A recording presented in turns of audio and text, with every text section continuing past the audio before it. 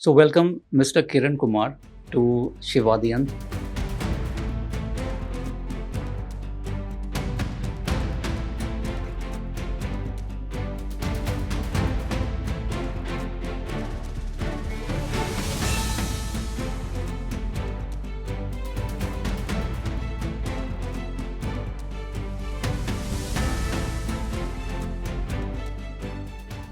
A student wants to join ISRO, what should be their education trajectory look like? One of the things suggestion is they should not confine themselves to only ISRO. Okay. You should look at space as a whole. Yes. And then there is a whole lot of opportunity that is coming in aerospace itself. If you see Mission Mangal. The movie became a big hit, but you were there on the ground. Could you just walk us through what the scenario was? America, Russia, France and Germany, telling them that India is a developing country and UN also should look at how a developing country should take advantage of this thing.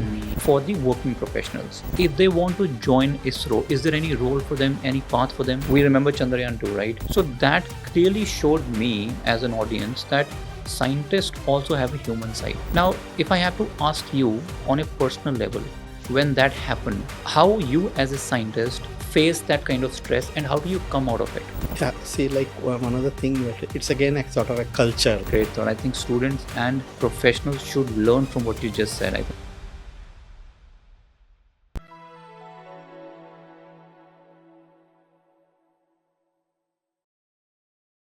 So, welcome Mr. Kiran Kumar to Shivadiyant. It's an absolute honor to have you on the podcast. Thank you. Thank you very much for the opportunity.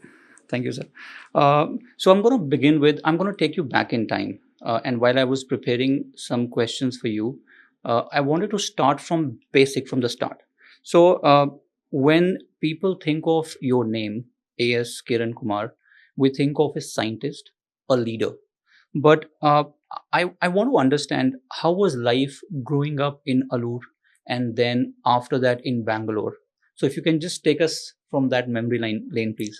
Actually, the name Alur has come from my father's birthplace and where he did his initial education and all that. But I was born in Hassan, which is about 8 miles from Alur. So, but because in my father's name Alur is there, so it is continued. So my AS is Alur Silin Kiran Kumar. Silin also happens to be the surname, which is probably sort of a, you can say, probably our great grandfathers were in the business of cotton yarn. So how many strands? Okay. Shilu means that. Yeah. Okay. Basically coming to, I was born and brought up in Hassan. And my father was an advocate. And we were a big family, joint family. So during our school days and all that, we have, you can say, unlike today's world, we had a lot of freedom. We had the go to school, as soon as you come back from the school, throw the bag at one place, go out, play all kinds of games from cricket, badminton, hockey.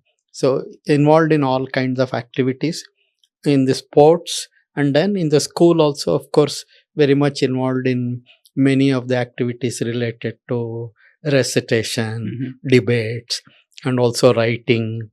And I also remember doing a lot of these mono acting. I remember once I had gone to my brother's high school, school day function, where they were doing this Jarasandha Vadhe. Oh. It's a drama enacted by Yeah. many actors, almost 2 hours duration and all that. So I remember after coming back from there, I started doing mono acting of that. So anyway, basically the point is we were very much involved in all activities of life. And now in our own house also, my father was an advocate. So he had an office at home. A lot of his clients used to come to the house and all that. And my mother, she was a secretary of a small entity called, today you have got this many association. Yeah. It was called Akkana Balaga. Akka Mahadevi, probably, I don't know whether you have heard of the name Akka Mahadevi. She is one of the, during the Basava period, you know Basava, for example. Yes. Who is a revolutionary who brought in all communities together and gave them a revolutionary approach to life and all that. In the same contemporary period, this Akka Mahadevi was there. So my mother's, actually the mother who took care of her, not biological mother, she became a widow early, but then she used to go around, collect some small amounts, and then start an association helping women for doing many, for example, from doing stitching to learning various skills, vocational skills. So the point was, this association had lot of activities which we used to do as an errand for my mother. And then there was also every year an exhibition being conducted in Hassan during December time. And because of this association, we also used to get an opportunity to carry out dramas and then talk in the exhibition. I remember in one other thing, it was a India-England cricket match where Budi Kundran scored 175 runs in a single day. In a single day? Yeah. So that time, I spoke about it in the auditorium or the exhibition. Means basically, we had a lot of freedom and we could explore. Unlike today, it's so much of peer pressure and then actually preparing for the classes, homework load being large and all that. So it was a joint family and a fairly big family, and not only our family but also our uncles who were in coffee estate, their children also will come and stay with us, study. So during our school days, it was really, you can say, we enjoyed all aspects, including participating in various events, extracurricular activities and studies.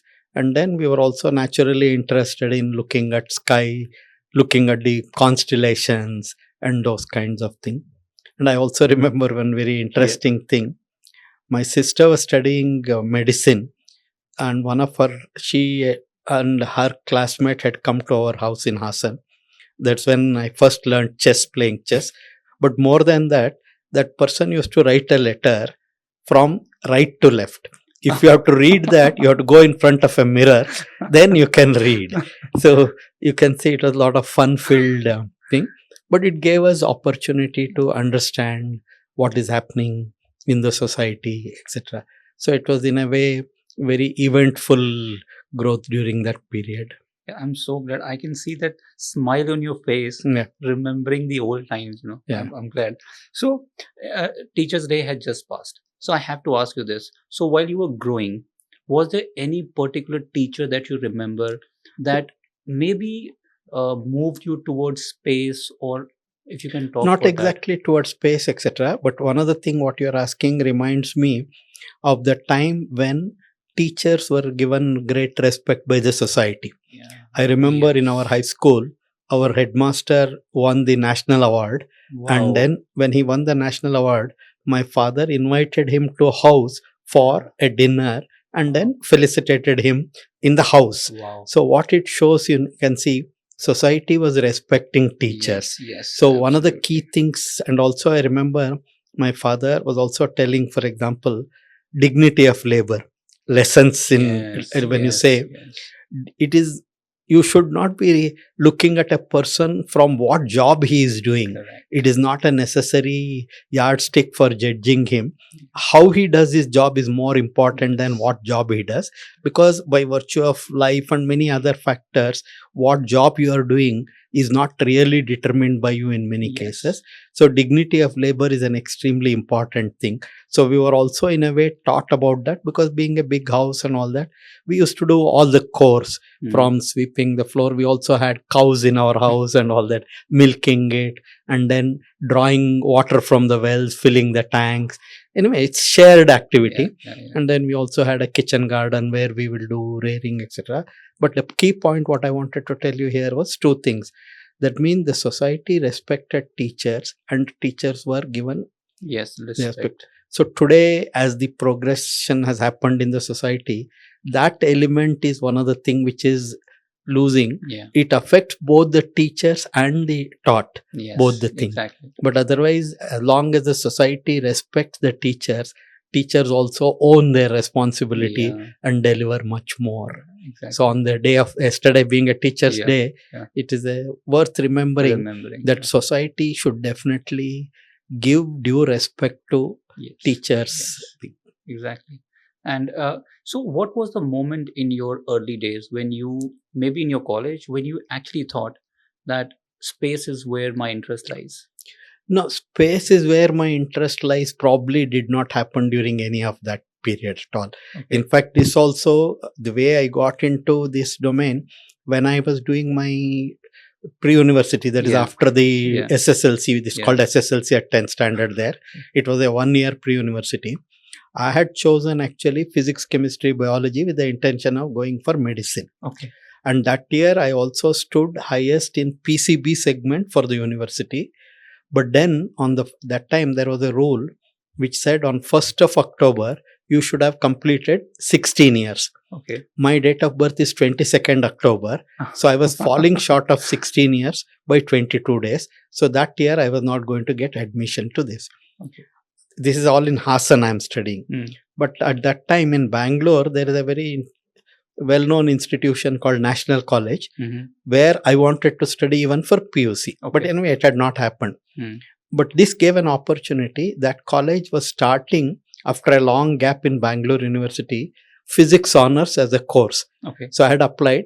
So anyway, 1 year is there. Let me Yeah. study here and then go back to medicine. That was the idea.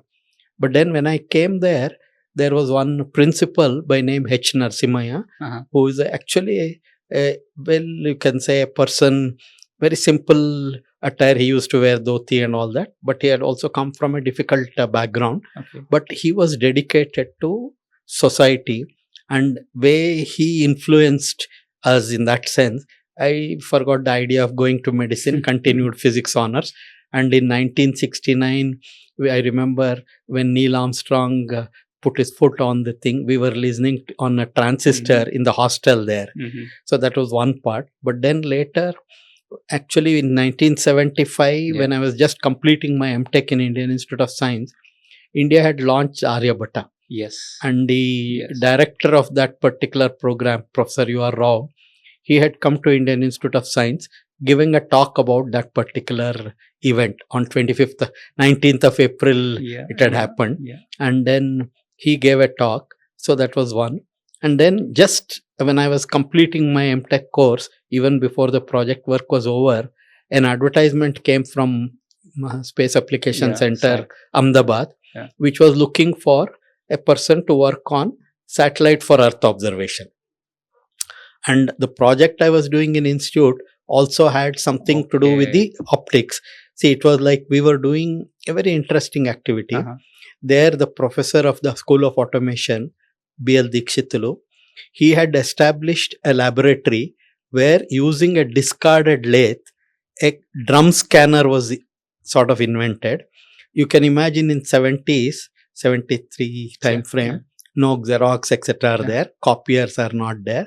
So we were converting a film like angiogram and X-ray, convert that into an electrical domain, do the processing of the signal in the electrical domain, and write it back on the film. So using a discarded lathe, this had been devised. So we were working on a project in that. So we worked with St. John's Medical College doctors. See, if the patient has gone through an exposure, if the film has not been exposed properly, then the patient will have to be given once more the whole dose. So whereas this picture processing was going to avoid that. So you enhance the image. See, today you are very familiar. You sit on the PC and then you can enhance this portion, this portion. You imagine in 70s, we were doing such things in the laboratory. So I was exposed to all this kind of a thing. So when this opportunity came in 1975, I had applied for that and I got selected. That's how I went into Space Application Center. Otherwise, my thought, I say during college days or school days, etc., no particular thing that I'll go to space or do. In general, whatever we were doing, we were paying attention and learning in that and doing well in whatever studies you are doing, and also in extracurricular activities, we were always there. Okay, awesome. So now I'm going to move to the movie that came, Mission Mangal, and it showcased the glimpse of how the India's it was Mangalyaan, right? Mangalyaan. And the movie became a big hit. But I don't know if many people know that you helped to design the imaging instruments and then contributing to the orbit planning. So I want you to walk us through the whole journey. I know it was dramatized in movie we all have seen, but you were there on the ground. Could you just walk us through what the scenario was? How did you guys do that? It was one of the best feat at that time for India. Yeah, see, actually, you can say this is in 2013 when it was launched. Yeah. And then, but before that, we had done in 2008 Chandrayaan 1. Yeah. That is, actually, if you look at the space program itself, actually, I want to put it in perspective. The space program itself in India started with the primary objective of using a sort of a disruptive technology which became available to humanity. Going to space beyond Earth Yes. is a technological capability which became available to humans as a result of intense competition between two superpowers. Yes. So when the first object went into space in 1957, you can imagine India is a fledgling democracy just 10 years into independence. Yes. Now a country which has got its independence after hundreds of years of external rule, what is its primary priorities? Its primary priorities is to provide food, education, shelter to its citizens. So if at that time you are thinking of how a technology of going beyond Earth can make a difference to the country, it requires a very different perspective in life. And this is where we really need to appreciate people like Vikram Sarabhai, Homi Bhabha, etc. Where they were very clear that if India has to make progress, it is only through science and technology developmental activities. And then how space can make a difference. If you look at space can make a difference, because if at that time you have to reach out to the entire community in the country, give them information, give them communication capability, and also dealing with issues of cyclone and weather. The only way that can happen is by having an object orbiting Earth, or by a vantage point, a geostationary satellite looking at what is happening around India. So this is the fundamental idea. So when humanity got this capability of going beyond Earth, then the vision Dr. Sarabhai had was, he also knew Arthur Clarke had shown that from geostationary platforms you can do 1/3 of the globe constant monitoring. So his thought process was, how can we build this capability to bring in rapid communication, broadcasting and weather monitoring activities to the country? So that is a basic idea. And then if you also look at one of the places he has talked about this, see, if you want to reach the entire country, country is about 36 crore people at that time when he is talking about. At the most, what is the mechanism? I can tell something to 3 people around me. Now those 3 people in turn to another 3 people. Like that, if you go, you can imagine how many cycles are needed for the entire population to understand. And each cycle is how long duration? 1 person talking to 3 persons can be anywhere between an hour to half an hour, 1 hour, depending on where you are and all that. So that means so many cycles if you take, it's a huge time. And then through space, if you are able to reach entire country at one go, it can happen quickly. So what was done was, he not only convinced his friends across America, Russia, France and Germany, telling them that India is a developing country and UN also should look at how a developing country should take advantage of this thing. So the first sounding rockets were brought in the form of kits, got it assembled in Tumba and then launching. And there also, if you see how it is brought in, by telling his friends across, we have a very unique place called geomagnetic equator in Tumba. So if you conduct upper atmospheric research there, it will be beneficial for the entire scientific community. So then with that in mind, both UN and these people helped. So sounding rockets were brought in the form of kits, got it assembled and then launched. And even for doing that activity, he had to convince the fishermen in that place that you allow us to conduct these experiments. So one day the country will benefit. And for that, he had to use the services of the priest of the church. Probably you have seen in that one dilapidated church is shown, which has become a museum now. And that priest, Bernard Pereira, he convinced the fishermen that if you allow this to happen, one day it will benefit. So that also, if you just quickly take that story forward, in 1999 onwards, what ISRO was able to do is look at the color of the ocean from an orbiting satellite, and through the color identify chlorophyll, and through the chlorophyll the food chain of the fish, and from that tell the fishermen where in the ocean if you go you are getting the fish, prospective fishing zone. I think before that was only longitude and latitude. Yeah, this longitude and latitude where it is available is being told, and this services started being provided from a center, Indian National Center for Ocean Information System in Hyderabad. So through that it started. In fact, this alone saves to the country between 10 to 15,000 crores a year. Because we have a 11,500 kilometer long coastline. Lakhs of fishermen depend on their livelihood. Anyway, coming back to our original story, what was done is in 1975, India conducted world's largest socio-technological experiment called SITE. Satellite Instructional Television. If you see what was done in this, for 1 year, ISRO demonstrated in the country in 2,400 villages something very similar to today's direct-to-home television. What do you do today? A small 1 foot diameter on your rooftop, a set-top box. With that, you are able to see the program. You imagine the forerunner to this. In 1975, India demonstrated this direct-to-community set by building a 10-foot diameter antenna and half a rack worth of front-end hardware, black and white television of ECIL.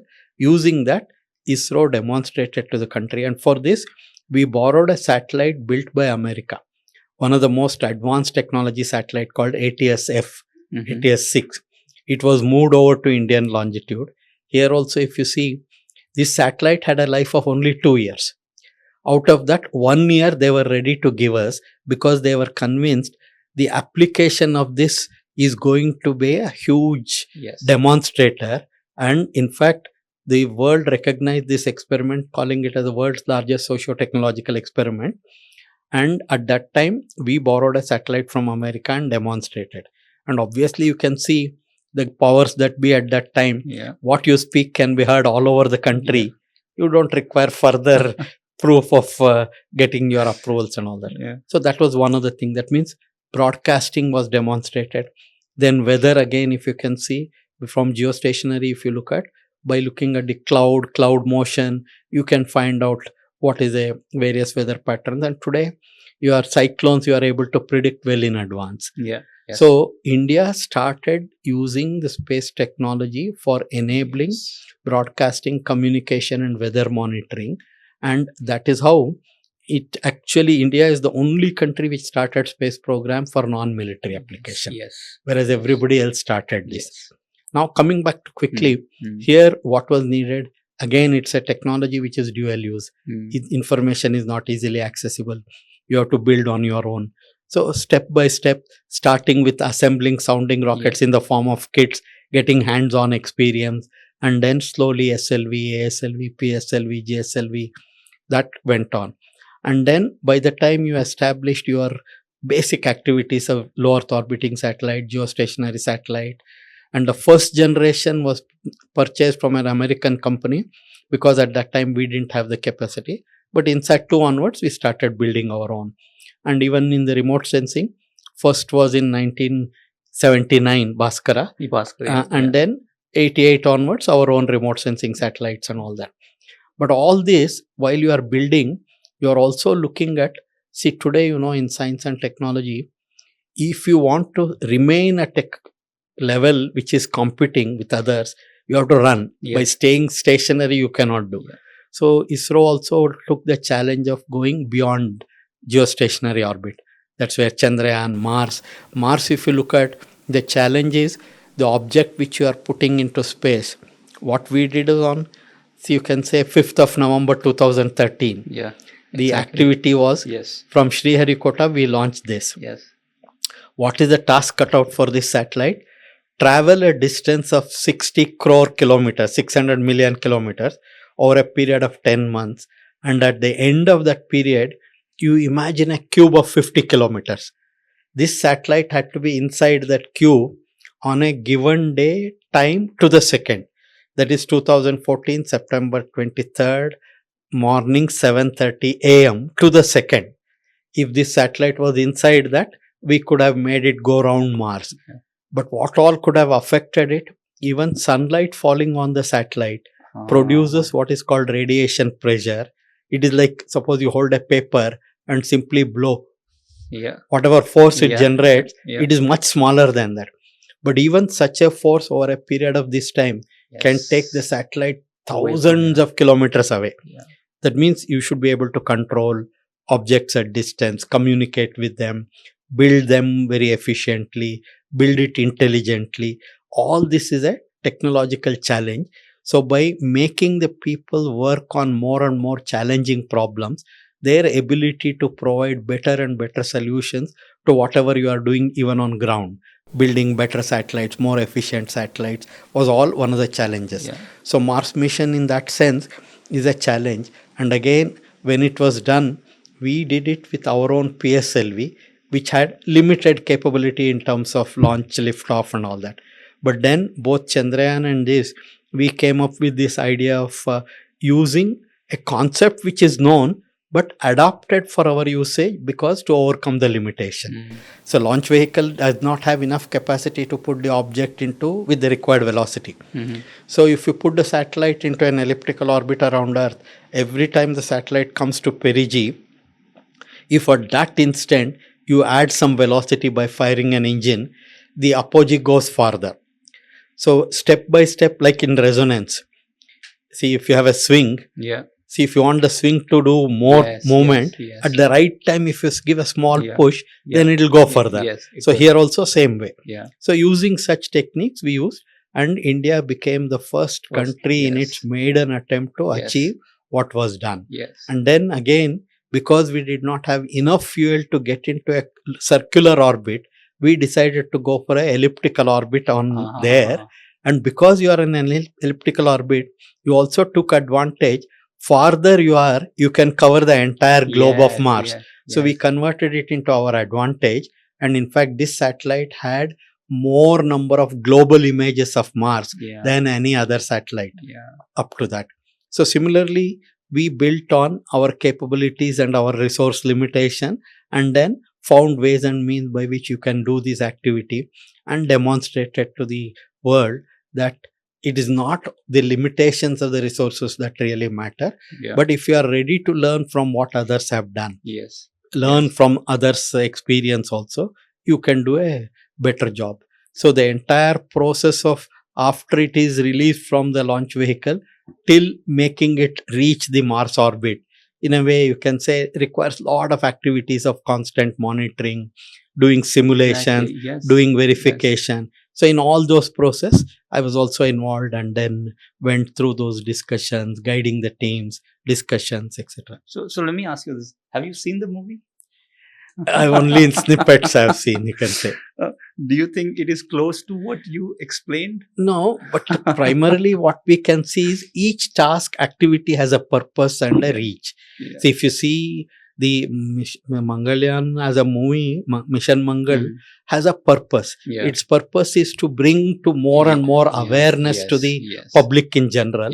And also you need to capture their imagination. So obviously you will also do a lot of other things which may or may not have actually happened, to keep the attention of the people is what I would say. But still it has done a great job, because it's sort of brought to awareness of a lot of things that goes on in the background. Now sir, I want to talk about Chandrayaan 2. And when I talk about Chandrayaan 2, the first image that is etched in the memory of every Indian is Dr. K. Sivan being comforted by our Prime Minister. So when such setback happens, and then Chandrayaan 3 was the maiden attempt we did that. So from your perspective as a former chairperson of ISRO, how did the setback of 2 helped us to achieve Chandrayaan 3? Here, if you really look at, one of the key things we need to appreciate is, this is where, for example, the culture of ISRO, etc., comes into picture.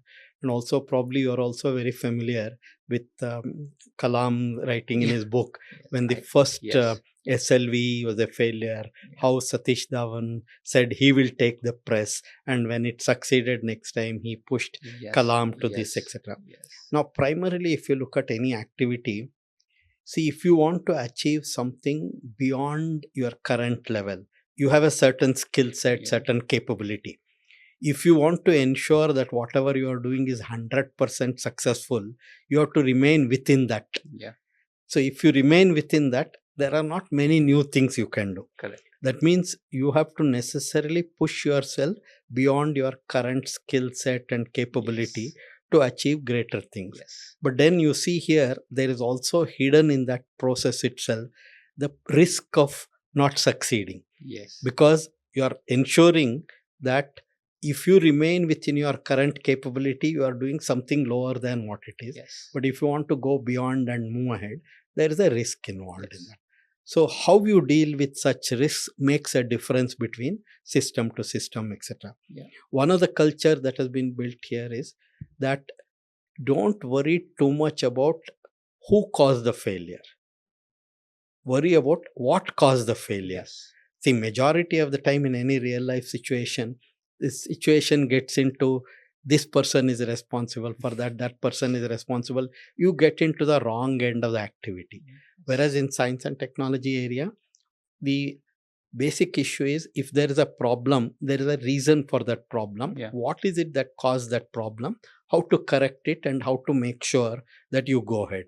So in this context also, if you see, in Chandrayaan 2, in a way, we were trying to build many new capabilities for the first time. Yeah. Whereas in Chandrayaan 1, we had an uncontrolled moon impact probe touching the surface. Yeah. In Chandrayaan 2, we were trying to bring in a controlled descent. Yeah. Now, when you are trying to bring in a controlled descent, many new capabilities are there. How the engines are, new type of engines are being built, which are throttleable. Otherwise, till that time, whatever rocket engines, etc., are made, they will do like once you start, they deliver fixed thrust till the fuel is exhausted. Okay.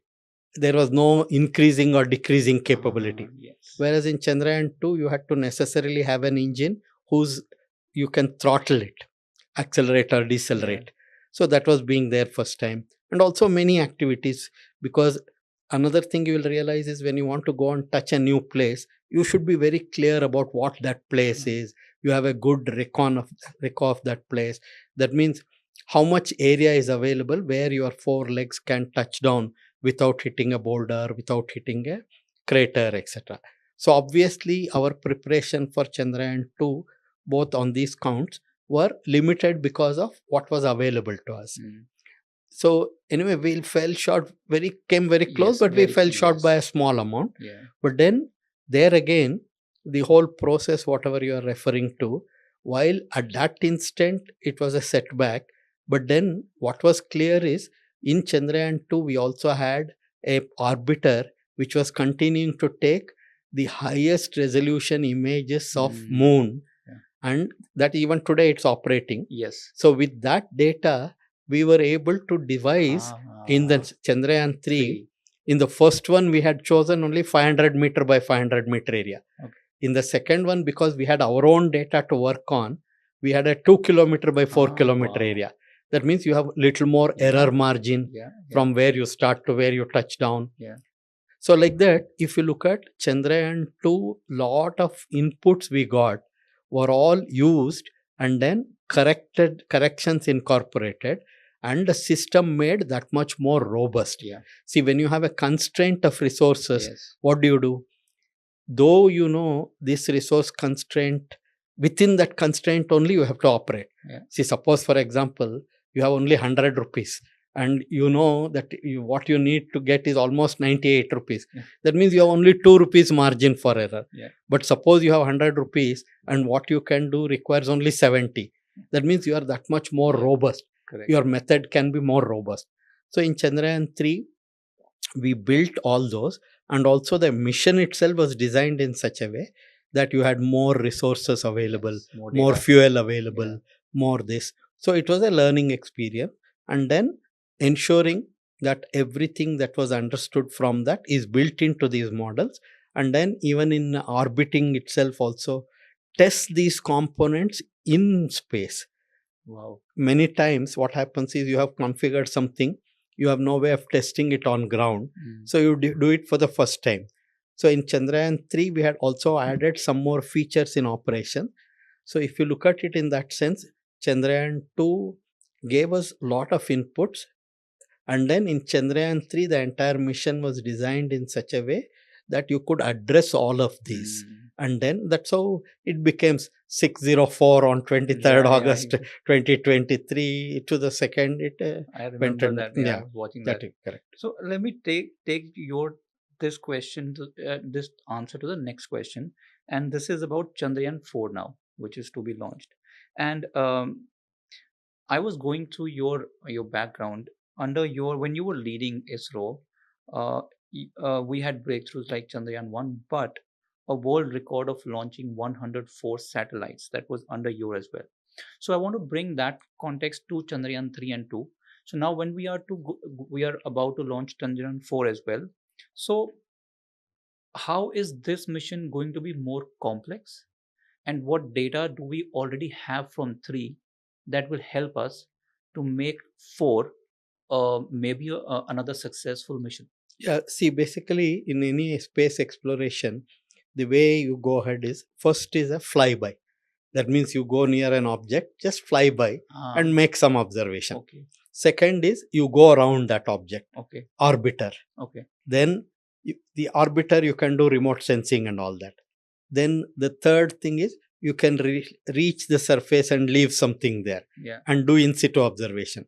Next to that will be pick up some material from there and bring it back. Yes. This is called sample return. Sample return, yes. So Chandrayaan 4 is going to be a sample return mission. Yes. So you will pick up some samples from there and bring it back to Earth, and then do a lot of analysis of that, etc. So it's a step-by-step progress. After sample return, then next will be whatever you're going to talk about, finally taking humans there, etc. etc. So space exploration has these kinds of flyby, orbiter, then remote sensing, touchdown, sample return. So these are the step-by-step processes of going.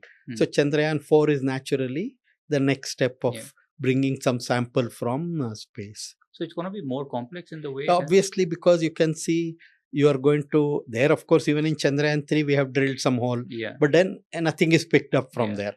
So now in Chandrayaan 3, also remember we did one hop experiment. That means after landing there, that lander just went up and came back.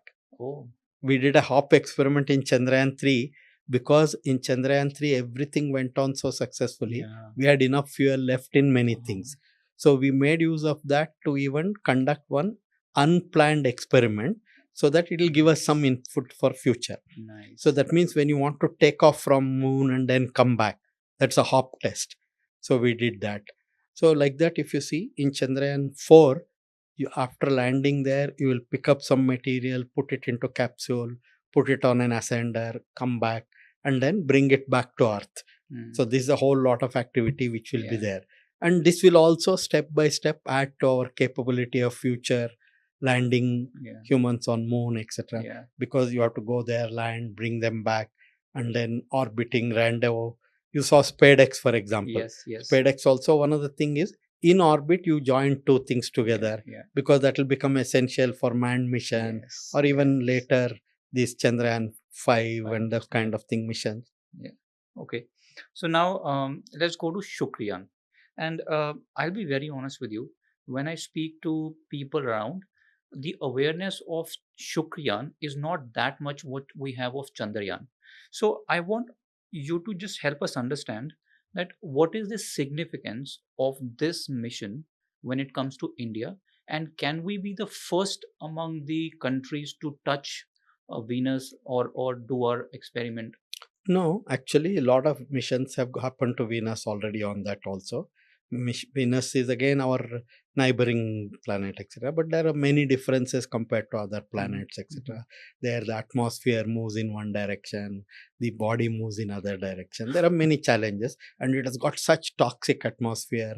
It is very acidic, etc. So it's very difficult for something to do, and reaching the surface, etc. There are many challenges to that. So anyway, it's not that we are the first. There are missions which have already happened.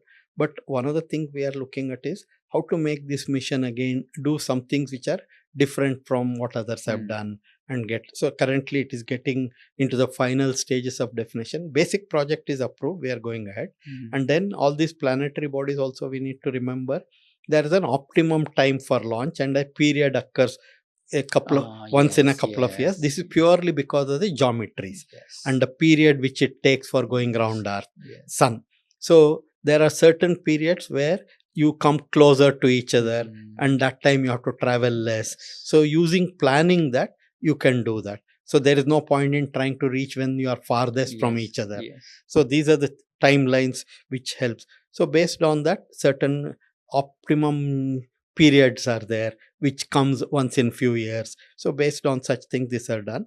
And the Venus mission is also what we are going to plan will be something to add to whatever has already happened.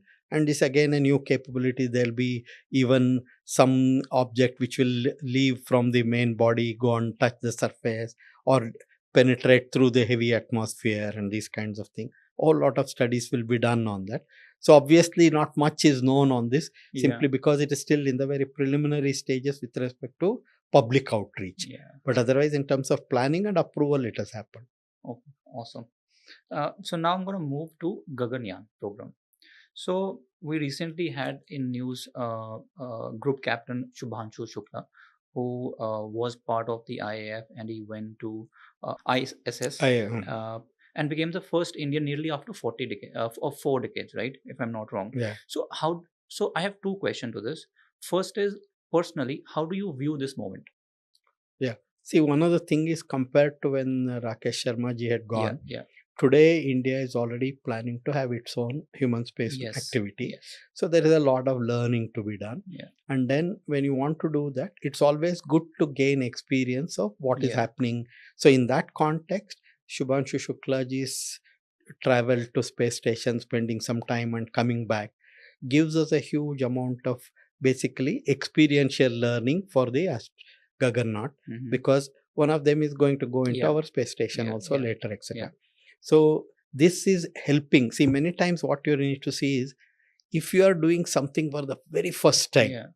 your challenges are very different from Correct. if something is already done. Yeah. The very fact that you know something is done gives you that much more confidence in many things. Yes. So, and also the amount of risk you have to take, unknown entities are minimized. So this is where this experience of Shubhanshu Shukla is going to be very useful. On that there is no doubt, because it gives us advantage. And next couple of years, ISRO is going through the process Yeah. of building its own actually human rated vehicle, Yes. Yes. and building the capsule which can host them, and then make sure that they survive properly within that capsule, etc., etc. So it's an one other thing is, take advantage of the opportunities available to learn and prepare yourself for safe and assured activity. Yeah. So in that context, this experience is an very extremely good experience, you can say. And did you meet him when he was here? Yeah, I have met him. So what was the conversation Post like? I have not met. Uh-huh. Pre I have met. So what was the conversation like? Like, was he really No, earlier, anxious?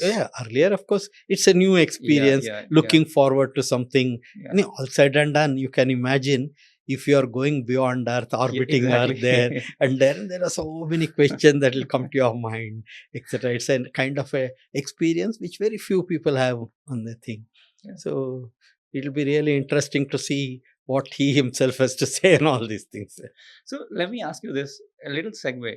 When you sit in your home, you have your friends around, you have your families, like what do you talk over dinner? Is it like the plans that you have already been part of, or the plans which are coming, or you might talk about aliens as well, like UFOs?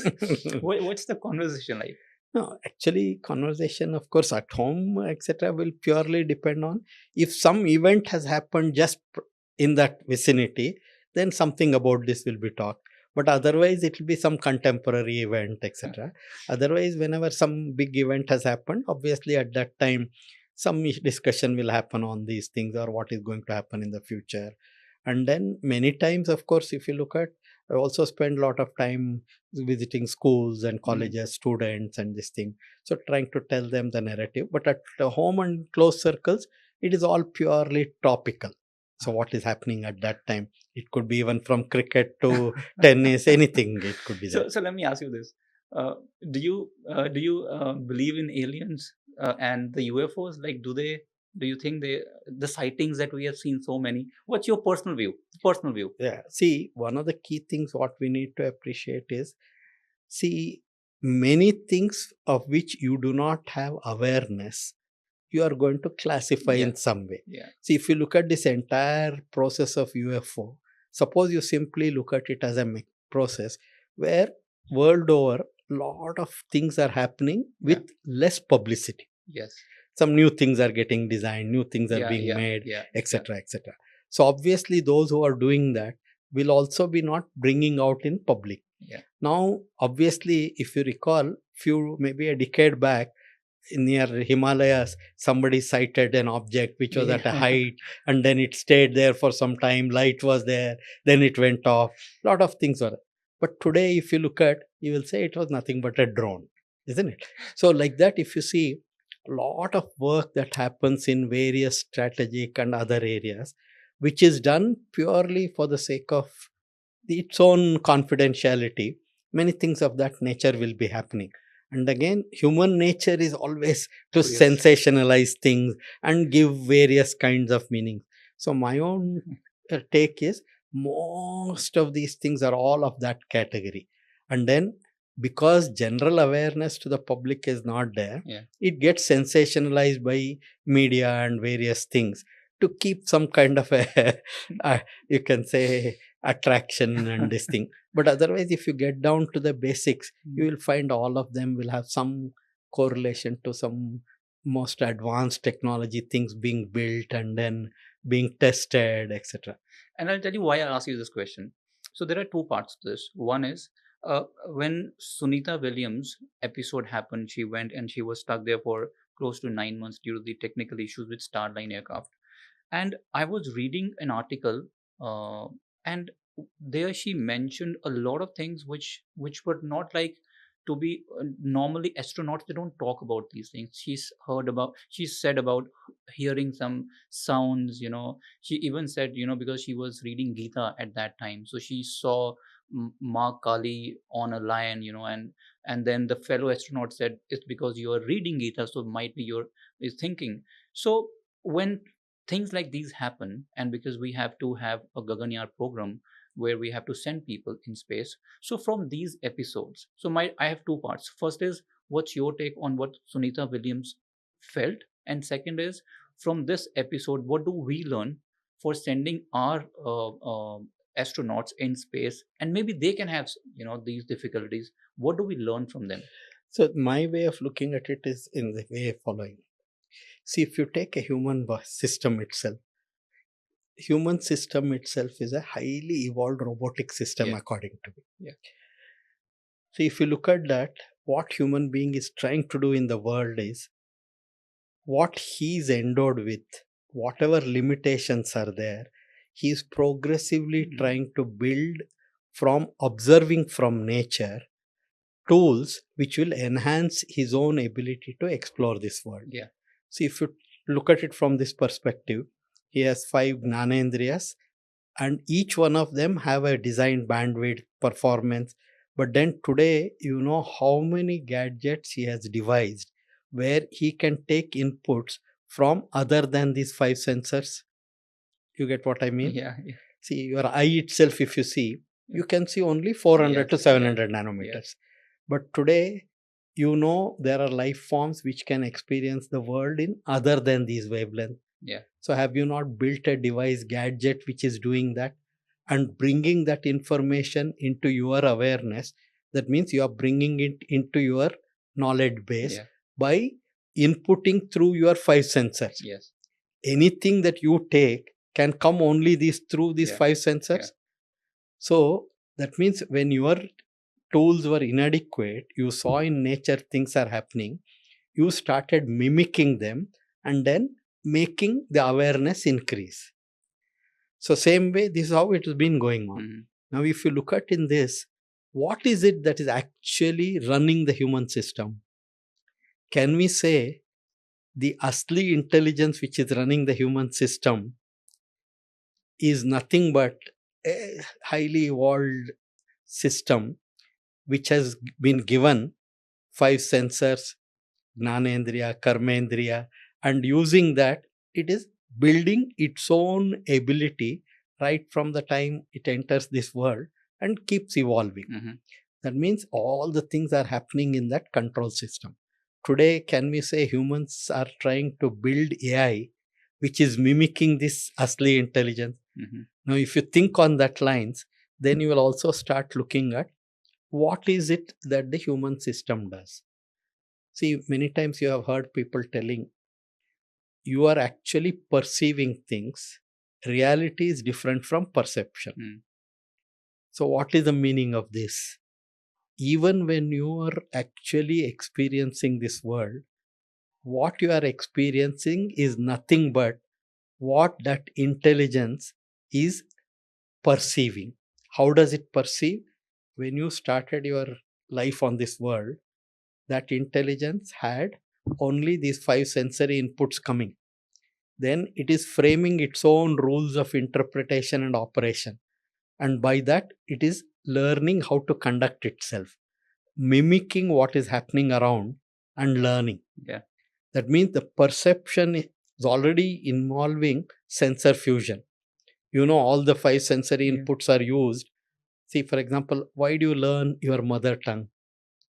So I can say that intelligence, all that it is doing is trying to mimic the sound it is hearing, and it is interpreting the sound based on the reaction of the people around.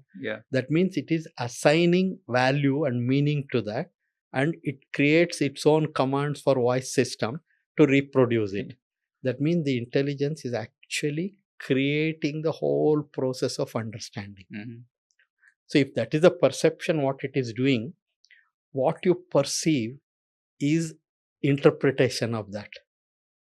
See, if you take it into this level, we can go to very different domain of discussion. Coming back to this point, what we are trying to tell, finally, what you are actually visualizing is a perception, is an outcome of your intelligence job. It is taking inputs and trying to interpret that, and through that interpretation, it learns how to operate, mimic, and then conduct. So you're saying what she... it could be simply what her control system is doing at that point of time. It does not require any external input also at that time. See, even for example, you take your dream itself. Exactly. So what is your dream? Even when all your sensory inputs are dormant, your controller is taking you through an audio video experience. Can we say that? Yes, absolutely. So now you see nothing is needed from outside. You can be shown an audio video which your controller decides. Why it decides, there is a whole lot of philosophy, all kinds of things, understanding. Psychology is all about that actually in many ways.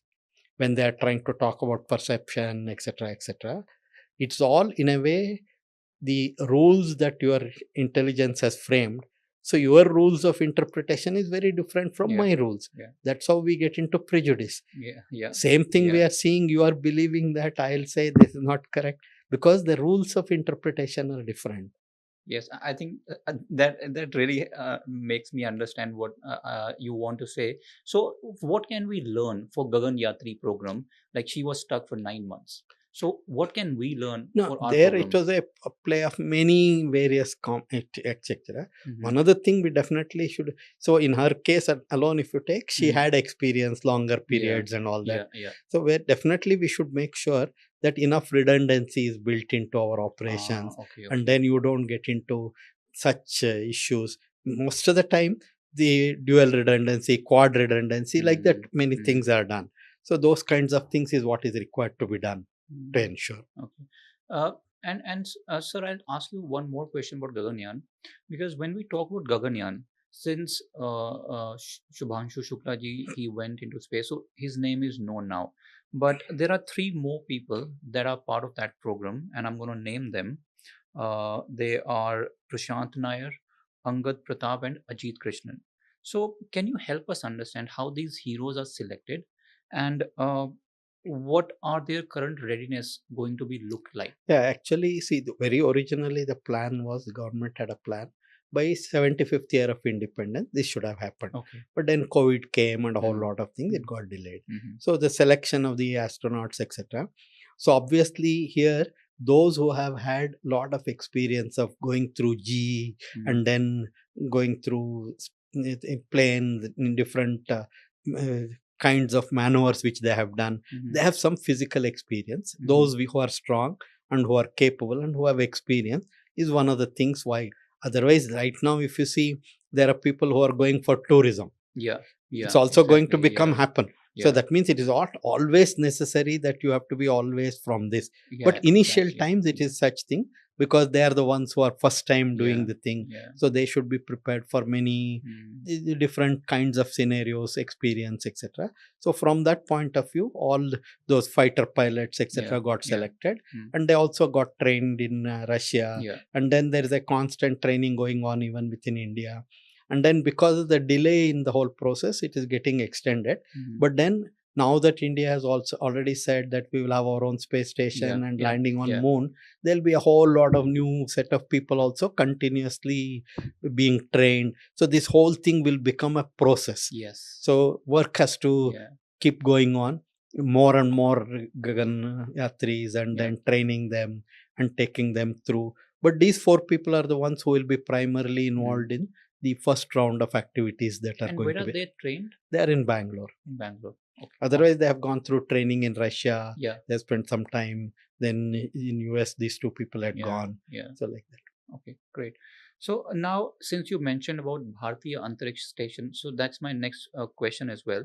So as per the ISRO roadmap, uh, the first Bharatiya Antariksh Station module is to be completed by 2028 and 2035.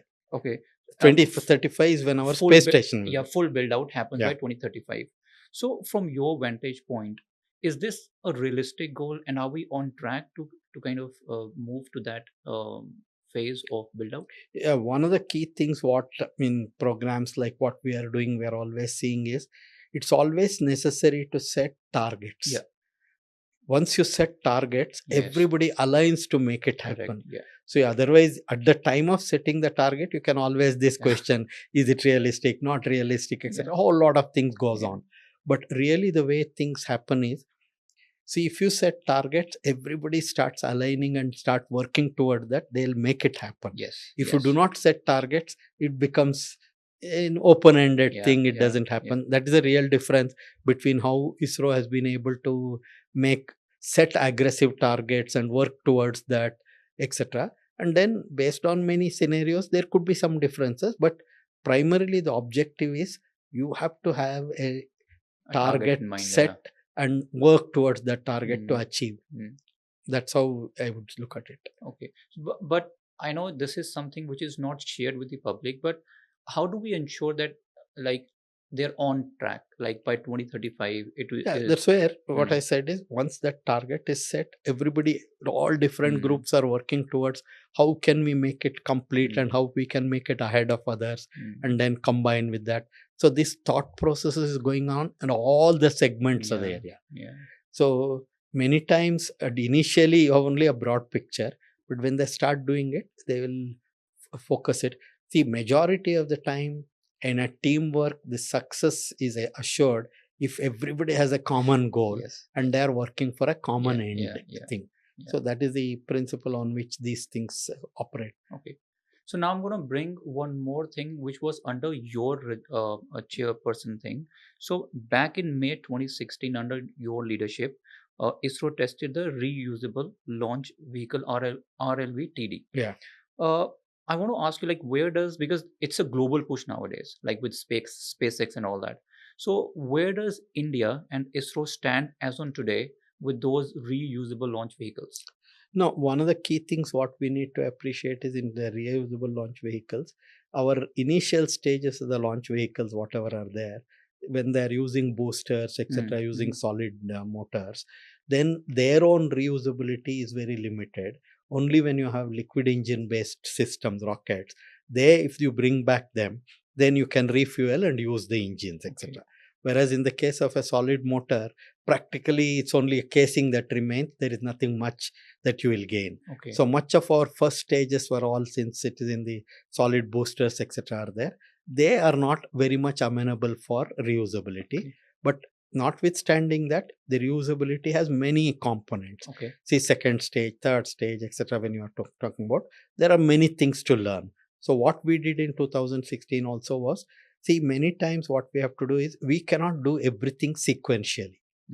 See, if you do sequentially, the time taken will be a lot more. Yeah. So many times you split it into parallel activities. Yes. See, for example, subsequently also we had one of the things going up to a high Mach number released from a helicopter, and then that went and landed, and then it mimicked all the other activities. So like that, stage by stage, when you are doing, you keep splitting your activity into multiple small things. And even in 2016 when we did was, it was with the same objective, that part of the reusability gets demonstrated, how you can bring back from a height and go through those regimes and then touch down, recover them, etc. Those. And then similarly at that time, even scramjet engine also we did. This is good to know. So you're saying, when we use the term vaguely as reusable launch vehicle, not every component can be reused. Yeah, it depends on what segment you are having and how many stages are there, etc. So whatever, for example, in the case of SpaceX, when you see, the first stage, they are using all of them by engine based, liquid engine based. So when they bring back, they can refuel and do some repairing, etc. Maintenance is required, but still it's all refueling and using them. That's why, that's the thing. So now let me ask you this, maybe a tough choice for you. So when you look at this ISRO roadmap, Chandrayaan 4 lunar sample return, we have Gaganyaan human space flight, we have Bharti Antariksh station, Shukrayaan for Venus. So and then there's Surya as well. And if I ask you to make a very tough choice, if you have to pick just one mission out of all these that holds the most strategic value for Bharat, for humanity, and for the overall world, what would be that one mission out of all these? Now, if you look at from Indian standpoint, being capable of putting man in space and then being able to survive there, and then when landing on moon, etc., it's all human life activity beyond Earth. This is a capability and a capacity which India has to build if whatever is expected to happen before 2047. See, you have to be one among the equals. You will be recognized only if you have competence. Correct. So it's an essential thing in that sense. If you are not building current competencies which others are having or trying, see, space is the fourth frontier. Man, after conquering land, ocean, airspace, is now looking at space. Space tourism, space adventure, space exploitation. A whole lot of things are coming. So it's an essential requirement for a country like India as it is progressing up the ladder, simply because you are recognized for your competence, not your claimed responsibility, claimed capabilities. So it's an essential thing in that sense. And then another thing is, again, if you look at human nature, human being is all the time trying to mimic what is happening in nature, build tools and gadgets to mimic that. So in that context also, if the universe is so vast, if you want to see what's happening in other place, you need to go beyond Earth. So that's also another basic thing. So in that context, when you see humanity as a whole, the outcome of these kinds of things will be traveling beyond this, surviving beyond that, how to survive, how to travel. All these will bring in a whole lot of new capabilities. So should you be competent in participating in such activities or not is a real question. So if you do not want to participate in such things, you will remain at a level where you will be manipulated all the time. So do we want to be part of these activities from ISRO standpoint? That's what I'm trying to tell. Now you want to see as an India, as a country where you want to stay. And see, that whether you want to remain a manipulated group or you want to be among the equals. And then also showcasing another thing also, fundamentally, if you see the Indian mindset and because of this land and the value system that this land has provided, it looks at life in its totality and it believes human life is also part of the entire life system. Everything is not meant only for human life. So it is this thought process. Should it not be dominant in the future also? should you be looking at only everything is there for humans, or you are also a part of the entire Yeah. system? Okay. So then what I'm going to take is like Gagan Yatri is mainly which holds the most strategic essence. Putting Yes, humans in in space space and is then the doing activities in yeah, space yeah, is an essential thing yeah. which is required for country like ours. Yeah, exactly. So now I'm going to quickly move to a section which I call as for students and working professionals.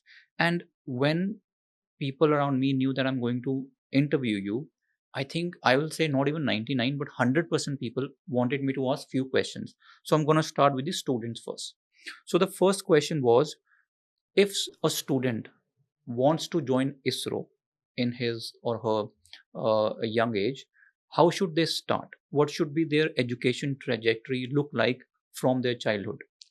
Yeah, one other thing is, see, if you look at today what the ISRO is doing, etc., and what India is doing, it is not within ISRO space activities are going to happen. Space activities, India wants in as a country to become more capable of using space for providing necessary activities for life on Earth, plus activities for going beyond Earth. Yeah. That means there is a huge potential for doing a whole lot of activities. So one of the things suggestion is they should not confine themselves to only ISRO. Okay. You should look at space as a whole. Yes. And then there is a whole lot of opportunity that is coming in aerospace itself. If you see in the next decade, few decades, India in its desire to reach where it wants by 2047, there is a huge opportunity. Now, coming back to ISRO itself, if you say, there is an institution in Trivandrum called IIST, Indian Institute of Space Science and Technology, where if they get entrance, they have a higher percentage chance of getting into ISRO. That is one. But other than that also, all fields, no one area you can take. You can take from chemistry to biology. Even today, a lot of people are from all kinds of disciplines. And then once life comes into picture, you can see there is no activity no field which is left out. Research on life, for example, you are asking how long they can survive, what kind of treatment they have to get, food, so many things, etc. That means there is a whole lot. And when you are landing on moon by 2040, obviously that is not an end in itself. Moon is going to become a place where, like earlier, transaction point. Transition. Stopover for traveling beyond, exploiting their habitation, whole lot of things. So, and then lot of space activity is also going to provide opportunities in terms of, for example, using it for manufacturing, including medicines, etc. Then doing like waste to wealth, how to capture debris there, repair them and replace. A whole lot of things are coming up, and using it for observing Earth, various strategic points. There is a huge opportunity here. They need not constrain themselves to thinking it is only within ISRO they have to do. I think exactly. I like this. Don't look at ISRO, look at space. Space as a whole thing. So you're saying that they can start with any field is they want available. And then you can also see more and more companies are also already startups are there going up. And there will be more activities which will go on. And there is plenty of opportunity for them. But the key thing is this. If you look at how humans have progressed, who are the people who are making a mark? If you look at that, all the thing you will realize, those who are able to see ahead of others what is happening in nature and then bring that into a reality. Just to give a simple example, how much can you travel by your legs? How many kilometers an hour? You've already given me a lot of brain thought, but few kilometers you can travel. Yeah. But then what did humans do? They saw a lot of animals around moving much faster. They domesticated, traveled on them. That means their ability they enhanced. Similarly, they saw birds. Today they are flying. That means there is nature which is showing you what is happening. You are building what is present in nature. Now it is those who saw ahead of others what is happening in nature, how I can bring it into reality and make it work for this, who are proceeding. That means the basic issue is, can you comprehend yourself, become more and more aware of your capabilities, take inspiration from nature Yeah. and do things, and then build on what others have Yeah. done and look Yeah. ahead. Awesome. So the next one I have is, uh, from a student's perspective, you have clearly said that subjects is not a problem. Take anything you feel like. From a college standpoint, like, are there any does ISRO only take candidates, or SAC, Space Application Center in Ahmedabad? Does it take people, only students from IITs or IIMs, or like is it open for No, every? it is not like that. Hmm. It's actually an open advertisement, Mm-hmm. and then some common interviews, etc. are held. Mm-hmm. Posts are advertised, and based on the application, Okay. it is selected. Okay, fair enough. Now, the next one I have is for the working professionals. Now, since with the AI, data science, and the cloud intersecting each other, now there are so many software developers, data analysts working out there. If and they don't have a traditional science background, but if they want to join ISRO, is there any role for them, any path for them? No, that if you see, majority of the time, the way it has to happen is if certain activities are contracted out. Hmm. So Okay. through that kind of contract, there will be a possibility. Otherwise, there also they can be today more and more compared to earlier. What methodologies are going to be adopted in the coming years is going to be very significantly changed. Hmm. If you see in the previous version, what you learned could serve you for a long time. Today, the whole methodologies are changing. So I don't think they should really be looking at in that sense. But opportunities which they come, the life cycles are shrinking. For that opportunity, a group of people can do a job. Hmm. So there will be many such opportunities which will emerge where Hmm. they need not be formally getting into any Hmm. institutions, etc. Picking up tasks and then solving those tasks as part of private entities also is Hmm. possibility. But I think with ISRO growing and the whole space program growing, even ISRO would need a lot many more professionals joining them. Yeah, that's where one of the things that's happening in ISRO also, if you see, compared to earlier years, today you have got an NSIL, an entity which is promoting space activity in the country, Hmm. both promoting, regulating, and authorizing, Hmm. which is doing the task of people other than ISRO, how they can participate in space program. Hmm. So they are doing a lot of promotion activities in that, including training people who are already in various jobs. They can go through this experience, Hmm. and then supporting startups, supporting seed funding, whole lot of things that's happening. Yeah. So there is a whole, and then a whole lot of space activities is going to happen in the private sector itself. Yes. In See, space. yeah, in space. Yeah. Launch vehicles are being Yeah. built by people, Yeah. satellites are Yeah. being built. More and more, the country is also promoting this entire space domain to be handled in private this Yeah. thing. So that's where what I was So trying they to can tell. join those They private can join those institutions. things Yeah. also. Yeah. Opportunities are many. Yeah. Okay, fair enough. And one more community exists like me, like who are in their 40 to 50 range or beyond 50, and they also want to contribute to the Indian space, but they're already working somewhere. So, what is the path for them? How can are there any fellowships? Are there any other ways they can contribute and not leave their present jobs? Now, one other thing is probably this is where this thing, how the things are being configured, but in space or even ISRO itself. For many, see, today also ISRO ties up with many academic institutions for addressing some futuristic problems, Okay. etc. So through academia also such things are possible. So if, like I said, if tomorrow you have to do some activity on moon, it is not necessary that we tell. See, you also have access to a whole lot of things. You can come up with a very original idea. Correct. And then do some studies on that and then showcase. But for that, more and more private academic institutions are also funding them. Yeah. Their fellowships, scholarships, or even doctoral studies, etc., which is part of their own activity, is likely to happen. Those are the real opportunities, according to me. Okay, fair enough. All right. So now I'm going to move to a human side of a scientist. Now, we remember Chandrayaan 2, right? So that clearly showed me as an audience that scientists also have a human side. Now, if I have to ask you on a personal level, when that happened, how you as a scientist face that kind of stress and how do you come out of it? Yeah, see, like one other thing, it's again a sort of a culture, like I Mm. said.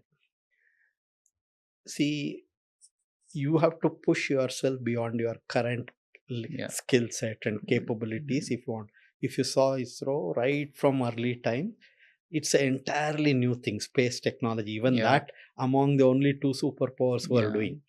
That means whoever is doing here is doing punching much above their Yes. reach. Correct. So obviously, you know that it is all not hunky dory, everything Yeah. is not Yeah. comfortable. Yeah. That means you are prepared for failures. Failures. Yes. So, and again, even like Kalam himself says, failure is first attempt in learning. Yes. Absolutely. And then look at what caused failure, then when you're making it personal.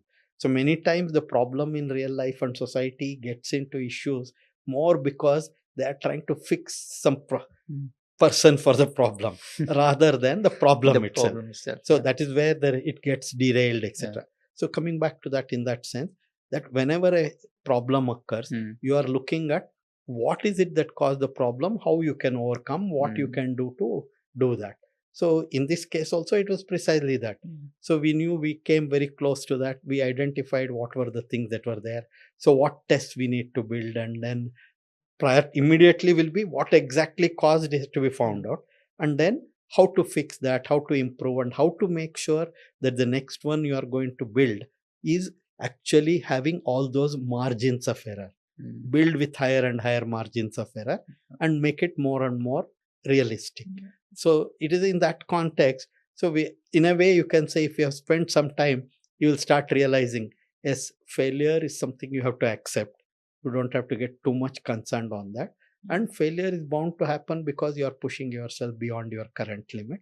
And then you have to keep moving in that. So that's where many times when you say you might fail once, fail twice, and then succeed. Yeah. So if you see the history of ISRO's programs also, we have had many failures. It's not that failures were not there.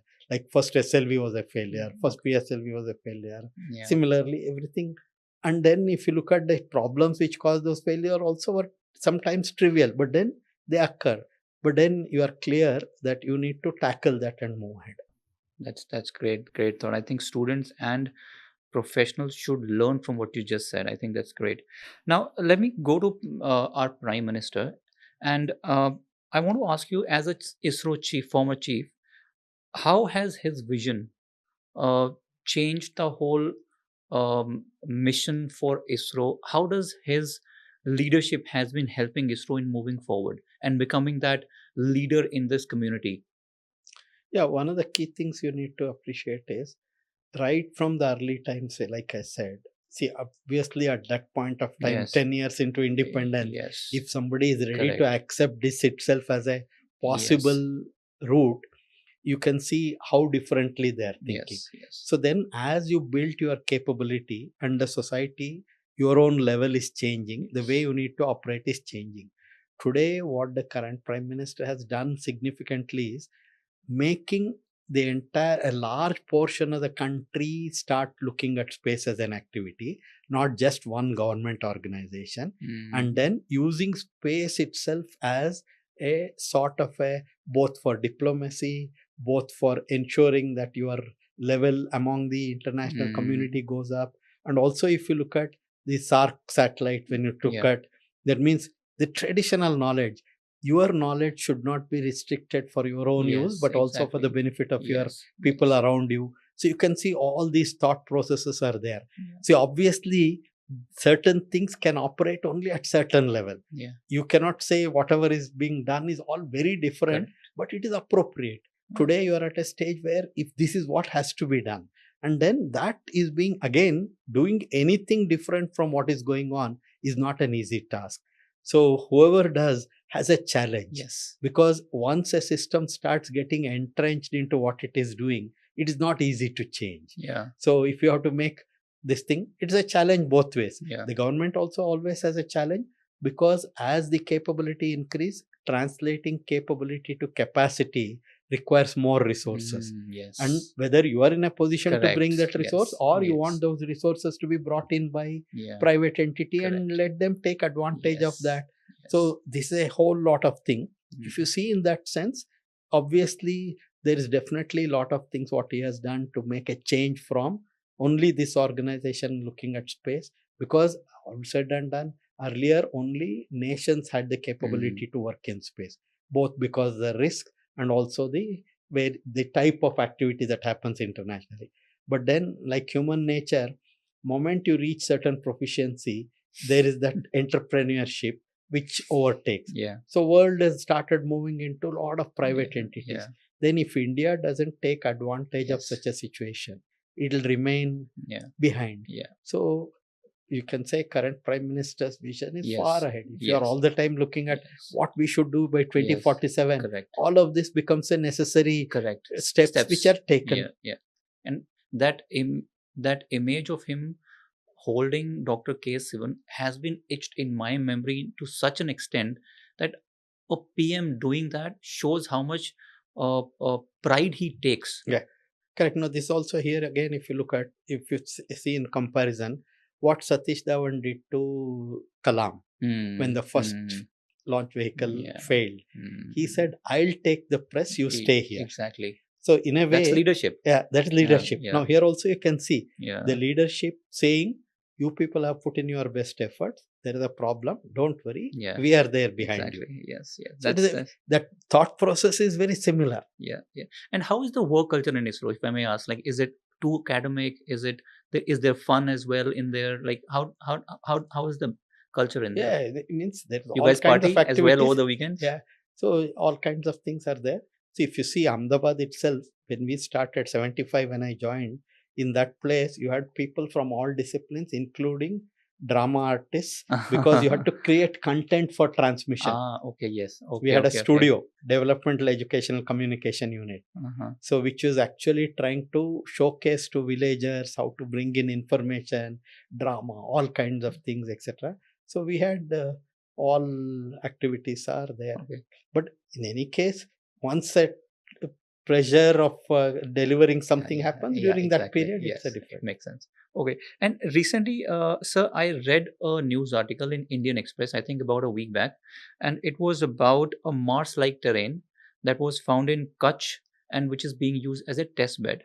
So how important are finding these sites like for analogs? These we call Mars analog, lunar analog, etc. Basically, the environment there mimics many things there in Mars. So you can do certain experiments there, and then you can do some evaluation, assessment, in situ observation. So it's an analog, like mimicking, like a simulator type of thing. When naturally some simulator is available, use it, that kind of thing. Can that be used as a test bed for maybe for Mangalyaan 2 as well? No, Mangalyaan 2 test bed in the sense certain aspects it can do. See, because obviously the condition there and condition here is very different. But in certain things it mimics. So those mimicking activities it will be used. So moving to the last question, and I think this has to be the culmination question. That image of Mr. Abdul Kalam holding that rocket in the newspaper, that was the first image of ISRO in my mind. So if I have to ask you as a culmination, since you have served as a head for SAC, former chairperson for ISRO, and now where ISRO is, how do you see ISRO has changed during the time you joined and where we are today? What I would say is, what is changing is only the way things are happening. But otherwise, the primary objective of ISRO has been use space technology for country's benefit. Yes. So now, as you keep evolving, as you start going from way down 20th in economic ladder to you keep moving, number 3, the use of space technology for different aspects keep changing. Yes. So all the thing you are building is a capability in space technology. Now how it is becoming useful to the country is changing. So you cannot say that this is different from the earlier thing. So one of the key things people miss, according to what I'm trying to say, is all the time the emphasis has been, how can we use space for country? That is a common denominator. That's a common denominator. And then as the scenario changes, what needs to be done to meet that keeps changing. See, just if you look at, for example, post-Kargil, NAVIC requirement, high resolution requirement, etc. All of those we started with non-military as Yeah. a prime. Yes. When the country reaches such a level, Yeah. and you have such friendly neighbors, you cannot remain immune to many things. Thank you so much, sir. Thank you.